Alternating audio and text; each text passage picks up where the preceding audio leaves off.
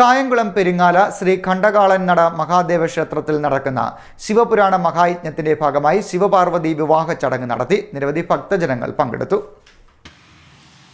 തിരുവിതാംകൂർ ദേവസ്വം ബോർഡിന്റെ അധീനതയിലുള്ള കായംകുളം പെരിങ്ങാല ശ്രീ ഖണ്ഡകാളൻ നട മഹാദേവ ക്ഷേത്രത്തിൽ ശിവപുരാണ മഹായജ്ഞത്തിന്റെ ഭാഗമായി ശിവപാർവതി വിവാഹ ചടങ്ങ് നടന്നു.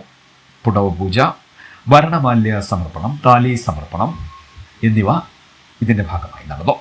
സ്വയംവര ഘോഷയാത്ര കരിമുട്ടം ദേവീക്ഷേത്രത്തിൽ നിന്നാണ് ആരംഭിച്ചത്. ഇതിനു മുന്നോടിയായി ഗണപതി ഹോമം, യമാഭിഷേകം, ഗ്രന്ഥ നമസ്കാരം, ശിവപുരാണ പാരായണം, ദക്ഷിണാമൂർത്തി പൂജ, പ്രഭാത പ്രസാദ വിതരണം എന്നിവ നടന്നു. ശിവപാർവതി വിവാഹ ചടങ്ങിന് ശേഷം ദീർഘസുമംഗലി ഹോമം, പ്രഭാഷണം, അന്നദാനം, സൗഭാഗ്യ പാർവതി പൂജ എന്നിവയും നടന്നു.